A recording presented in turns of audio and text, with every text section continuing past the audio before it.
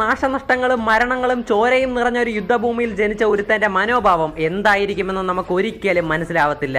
എപ്പോഴും യുദ്ധങ്ങളാൽ മൂടപ്പെട്ട തന്റെ ബാല്യത്തിൽ നിന്നും ഒളിച്ചു നിൽക്കാൻ അവൻ പല പ്രാവശ്യം ശ്രമിച്ചെങ്കിലും അവൻ അത് സാധ്യമായില്ല.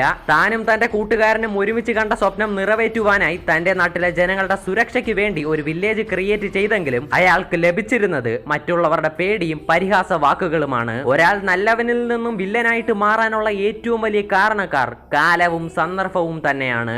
മരിച്ച് മണ്ണടിഞ്ഞ് പല വർഷങ്ങൾ കഴിഞ്ഞിട്ടും ഇന്നും അയാളുടെ പേര് കേട്ടാൽ ആളുകൾ ഭയപ്പെടുന്നുണ്ടെങ്കിൽ മരിച്ചതിന് ശേഷം തിരിച്ച് റീഅനിമേറ്റ് ചെയ്ത് കൊണ്ടുവന്നപ്പോൾ അയാൾ ഒരാളെ മാത്രം എതിർക്കാനായിട്ട് 5 വില്ലേജസിലെ മൊത്തം നിഞ്ച ആർമീസും 5 കാഗേസും ഒരുമിച്ച് നിന്നിട്ടുണ്ടെങ്കിൽ അയാളുടെ റേഞ്ച് എന്താണെന്ന് നിങ്ങൾക്കൊന്ന് ഊഹിക്കാവുന്നതേ ഉള്ളൂ.